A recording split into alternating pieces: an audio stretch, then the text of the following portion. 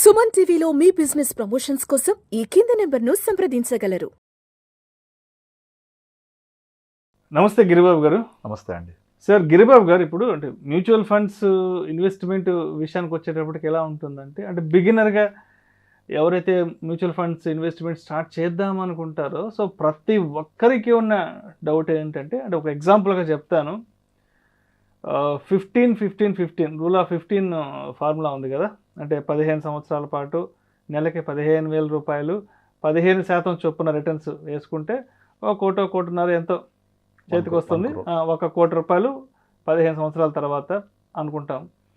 సరే, మొత్తానికి ఇంకొక 6 నెలలకో 3 నెలలకో మొత్తానికి మనం అనుకున్న ఆ 15 ఇయర్స్ టెన్యూర్ కంప్లీట్ అయిపోయి ఆ ₹1 మన చేతికి వస్తుంది అనుకునే సమయానికి మార్కెట్ క్రాష్ అయితే ఏంటి పరిస్థితి? మన ₹1 మనకు వస్తాయా? మన ₹1 ఎక్కడికి వెళ్ళిపోతాయి? Then who is accountable for that 1 crore? ఏంటి పరిస్థితి? అసలు మన డబ్బు మనకు వస్తుందంటారా ఏంటంటూ చాలామందికి అంటే మ్యూచువల్ ఫండ్స్కి సంబంధించి ఉన్న పెద్ద ప్రశ్న ఇది. సో మరి మీరేం చెప్తారు దీనికి? నా దగ్గరికి ఆల్మోస్ట్ ఎవ్రీడే ఒక 2-3 క్లయింట్స్ వస్తుంటారండి. దాదాపుగా వచ్చిన ప్రతి ఒక్కళ్ళు కూడా అడిగే క్వశ్చన్స్లో తప్పకుండా ఈ క్వశ్చన్ ఉంటుంది. నేను మీరు చెప్పినట్టు ఇన్వెస్ట్ చేస్తాను, ఒక 15 ఇయర్స్ ఉంటాను, ఉన్న తర్వాత 15 ఇయర్స్ తర్వాత మార్కెట్ పడిపోతే, మొత్తం కుప్పగూలిపోతే, నా డబ్బులన్నీ జీరో అయిపోతే, లేదా నా పెట్టిన పెట్టుబడి కూడా రాకపోతే అని ఇలా క్వశ్చన్స్ వేస్తూ ఉంటాను. సో వాళ్ళందరికీ నేను చెప్పే సమాధానం ఏంటంటే, మీరు మ్యూచువల్ ఫండ్స్లో ఇన్వెస్ట్ చేసినప్పుడు longer the period you invest, మీకు ఒక మార్జిన్ ఆఫ్ సేఫ్టీ అని ఒకటి వస్తుంది. Margin of safety. ఈ మార్జిన్ ఆఫ్ సేఫ్టీ ఏంటంటే, సపోజ్ ఇప్పుడు మీరు ఒక 15 ఇయర్స్ పాటు ఇన్వెస్ట్ చేస్తే, మీరు చెప్పినట్టు రూల్ 15 ప్రకారంగా ఒక 1 crore వచ్చింది అనుకుందాం. ఇక్కడ మనం గుర్తుపెట్టుకోవాల్సింది ఏంటంటే, ఇప్పటిదాకా గత 2 decadesలో స్టాక్ మార్కెట్ హైయెస్ట్ ఫాల్ అయింది 2008లో 67% ఓవర్ పీరియడ్ ఆఫ్ 9 monthsలో పడింది. 2008 జనవరి నుంచి 8 అక్టోబర్ వరకు 2008 అక్టోబర్ వరకు 67% మార్కెట్ పడితే, maximum average of mutual fund పడ్డాయి 40%. ఇది హైయెస్ట్. సెకండ్ బిగ్ ఫాల్ వచ్చేసి మనం 2020 కోవిడ్ టైంలో చూసాం. మార్చ్ కోవిడ్ టైంలో అప్పుడు స్టాక్ మార్కెట్ పడింది 39%. వేరే మ్యూచువల్ ఫండ్స్ యావరేజ్గా పడింది 18-19% పడ్డాయి.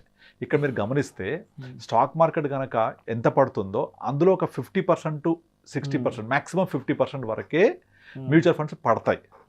అంతేకాని మ్యూచువల్ ఫండ్స్ మొత్తం టోటల్గా పడిపోవు, జీరో అవ్వదు, ఇంపాసిబుల్ అది. సో ఓకే, ఇప్పుడు మన పాయింట్కి వద్దాం.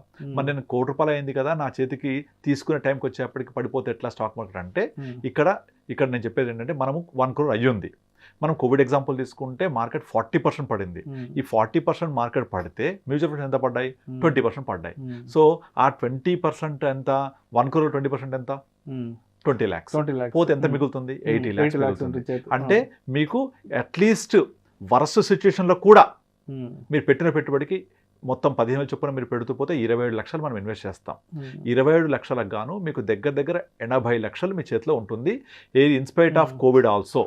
అంటే 80 లక్షలు వచ్చింది అంటే మీకు ఎంత రేట్ ఆఫ్ రిటర్న్ వర్కౌట్ అయినట్టు? 12.5% చొప్పున వర్కౌట్ అయితే, తక్కువ క్రాష్ అయ్యి పడిపోతే కూడా, ఎందుకంటే మామూలుగా 12కి మించి ఎక్కువగా కూడా చెప్పకూడదు.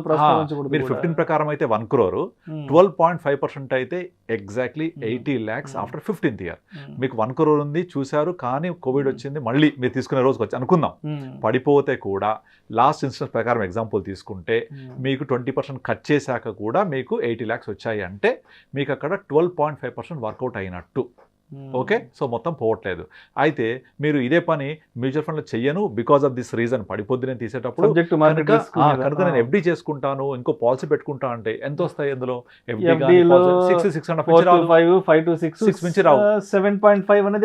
ఇక్కడ కోవిడ్ వచ్చి పడిపోయిన తర్వాత కూడా మీ ₹1 20% తీసేస్తే కూడా 80 లక్షలు ఉన్నాయి కదా. అంటే మీకు వర్కౌట్ అయిన రేట్ ఆఫ్ రిటర్న్ 12.5%. ఇది ఒకటి ఫస్ట్. నెంబర్ 2, ఇంకో రెండోది ఏంటంటే, స్టాక్ మార్కెట్ పడడం అనేది ఒకే రోజు జరగదు. There is a rule called lower circuit, upper circuit. Stock market కనుక ఒక రోజు 10% పడితే ఆ రోజు సర్క్యూట్ ఫిల్టర్స్ వచ్చేస్తాయి, ఆ ఫర్దర్గా ట్రేడింగ్ జరగదు. ఒక 1 hour పాటు జరగదు ట్రేడింగ్. ఫస్ట్ 10% పడితే మళ్ళీ ఏం చేస్తుంది? సెబీ ఒక 1 hour హాల్ట్ ఇచ్చి మళ్ళీ ఓపెన్ చేస్తుంది.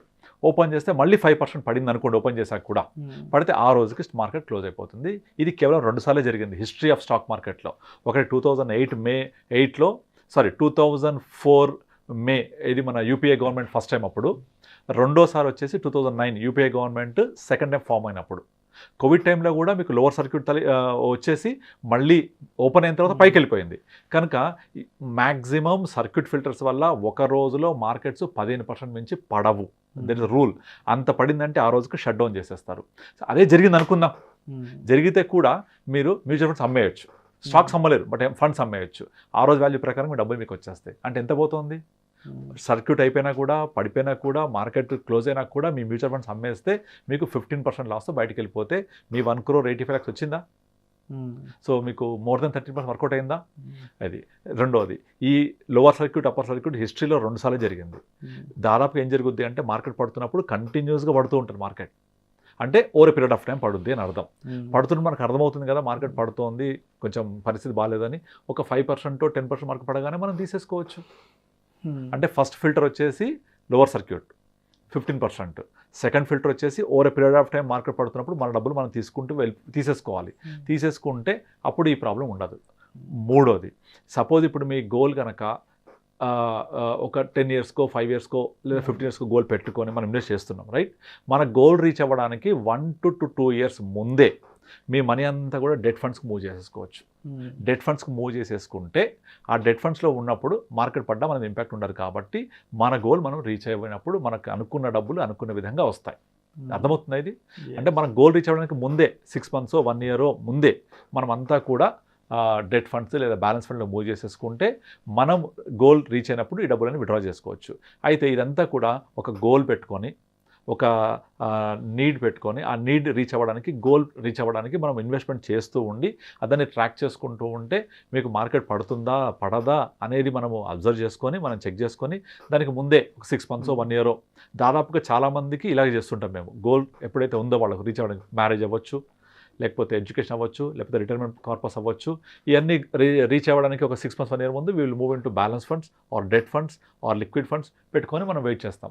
అక్కడ నుంచి మన గోల్ రీచ్ అవ్వడినప్పుడు మనకు అవసరమైన కార్పస్ తీసుకుంటూ వెళ్ళిపోతాం. అట్లా మనం 2 years ముందో 6 months ముందో 1 year ముందో మనము పోర్ట్ఫోలియో మార్చుకోవచ్చు.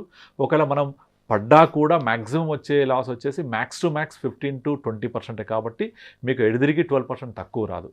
అండ్ ఇంకొకటి, సపోజ్ ఇప్పుడు మీరు నేను ఇంకా గోల్ నాకు 2-3 years ఉంది, ముందే పడిపోయింది అనుకుంటే నో ప్రాబ్లం, వెయిట్ చేయండి, మళ్ళీ రికవర్ అయిపోతుంది కదా. సో మీ కోవిడ్ టైంలో ఎంత పడిందో వీషప్ రికవరీ చూసాం కదా. సో ఇవన్నీ చేయాలంటే నాకు ఐడియా లేదు, నేను చేయలేను, నేను స్టడీ చేయలేను అంటే అడ్వైజర్ని కలవండి. హ్యాపీగా ఇవన్నీ ట్రాక్ చేస్తూ ఉంటారు. Advisor will help you out in better way in generating better returns also. So నేను చేస్తుంటాం జనరల్గా అందరికీ అట్లా. సో మీరు నాకు ఇవేం తెలియదు అనుకొని ఫిక్స్డ్ డిపాజిట్లోనో లేకపోతే ఇన్సూరెన్స్ పాలసీ తీసుకొని 6%కి స్టిక్ అయ్యే బదులు ఇలా ఒక అడ్వైజర్ హెల్ప్ తీసుకొని మీరు మోర్ దెన్ 15% రిటర్న్ జనరేట్ చేసుకోవచ్చు కదా. ఇప్పుడు నేను వెహికల్లో నాకు డ్రైవింగ్ రాదు అంటే విల్ హైర్ ఎ డ్రైవర్, అంతే కదా. లేదా నేను 2-wheeler మీద వెళ్తాను, నాకు నడపవచ్చు అనుకుంటే మీరు ప్రికాషన్స్ తీసుకుంటారు.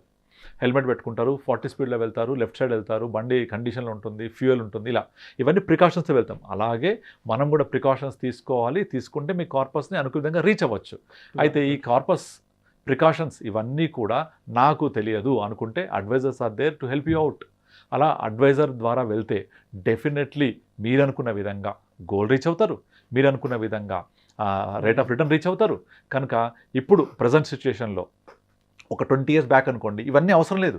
మీకు ఫిక్స్డ్ డిపాజిట్ కోఆపరేటివ్ బ్యాంకులు 15% అబోవ్ ఇచ్చేవి, ఎన్బిఎఫ్సిలు 18% పైన ఇచ్చేవి, శ్రీరాము లేకపోతే ఇంకా బజాజు లేకపోతే ఇంకా కొన్ని ఎన్బిఎఫ్సిలు. తర్వాత ప్రైవేట్ కోఆపరేటివ్ బ్యాంక్స్ వచ్చేసి 15% ఇచ్చేవి. పిఎస్సి బ్యాంకులు కూడా డబుల్ డిజిట్ ఇచ్చే రిటర్న్స్ ఉన్నాయి 15 ఏళ్ల క్రితం. కనుక హ్యాపీగా ఇన్వెస్ట్ చేసుకునే వాళ్ళు ఎఫ్డీలలో. ఇప్పుడు ఎకానమీ గ్రో అవుతున్నప్పుడు ఇంట్రెస్ట్ రేట్స్ తగ్గిపోతాయి కదా. తగ్గినప్పుడు నాకు desired rate of return which is 12-15%, అంటే ఇన్ఫ్లేషన్ బీట్ రిటర్న్ రావాలి, ఇన్ఫ్లేషన్ బీట్ చేయాలి, అంతకంటే కొంచెం ఎక్కువ రావాలి, అంటే 12-15% కైండ్ ఆఫ్ రిటర్న్. ఇది రావాలి అంటే ఒక్క మ్యూచువల్ ఫండ్స్లోనే సాధ్యం. అది మరి ఆ మ్యూచువల్ ఫండ్స్ సాధ్యమైనప్పుడు ఇటువంటి ప్రాబ్లమ్స్, మార్కెట్ పడిపోతుంది, నేను తీసేటప్పుడు పడిపోతుంది, నా చేతికి వస్తాయా అనుకున్నప్పుడు అడ్వైస్ ద్వారా వెళ్ళడం వల్ల ఎట్టి పరిస్థితుల్లో మీరు అనుకునే విధంగా రిటర్న్స్ వచ్చేస్తాయి మీకు. ఇటువంటి స్టెప్స్ తీసుకోవడం వల్ల కూడా జరుగుతాయి. నేను చేయలేకపోతే అడ్వైజర్ వెళ్ళండి. సో మా దగ్గరికి రావచ్చు, మేము హెల్ప్ చేస్తూ ఉంటాం. సో అట్లా మనం హ్యాపీగా మనకు కావాల్సిన రిటర్న్స్ మనం అచీవ్ చేయొచ్చు సక్సెస్ఫుల్గా. రైట్. సో మొత్తానికి మనం అనుకున్న ఫినాన్షియల్ గోల్ ఏదైతే ఉందో, లాంగ్ టర్మ్ గోల్, ఒకవేళ మార్కెట్ పడ్డా కూడా ఒక 20% లాస్ అయినా 80% మనకి అమౌంట్ వస్తుంది. విచ్ ఇస్ ఈక్వల్ లేదంటే డెట్ ఫండ్స్ లాంటి వాటిలో మూవ్ చేసుకుంటే ఏ ఇబ్బంది కూడా లేదంటారు. ఎస్.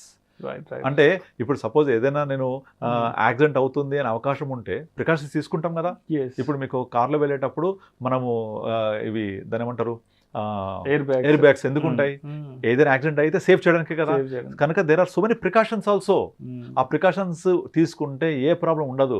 అందుకే ఇప్పుడు ఈ మధ్య కాలం చూసి చాలా మంది మ్యూచువల్ ఫండ్స్ ఎస్ఐపి గురించి అడుగుతున్నారు. ఎస్ఐపి అనేది ఒక ప్రోడక్ట్ అయిపోయింది. ఇప్పుడు నాకు మ్యూచువల్ ఫండ్స్ వద్దు, రిస్క్ అంటున్నారు, కానీ ఎస్ఐపి కావాలి అలా అడుగుతుంటారు. SIP has become a product now. ఎందుకు అంటే దానివల్లనే. సో ఆ మ్యూచువల్ ఫండ్స్లో ఉండే రిస్క్ నాకు వద్దు కానీ ఎస్ఐపి కావాలి అనే రేంజ్కి వచ్చిందంటే అర్థమవుతుంది అందరికీ. సో ఈ అర్థమైనప్పుడు ఇటువంటి ప్రాబ్లమ్స్ని ఓవర్కమ్ అవ్వాలి అంటే better you meet an advisor. దీనివల్ల ఏం ప్రాబ్లం లేదు. మీకు మాక్సిమం ఎక్స్పెన్స్ రేషియోలో 0.7 నుంచి 1% ఉంటుంది. ఆ 1% ఎక్స్పెన్స్ రేషియో అనేది నథింగ్. అది మీకు ఎంత ఆల్ఫా జనరేట్ చేసినప్పుడు. Thank you sir. Thank you so much. Thank you అండి.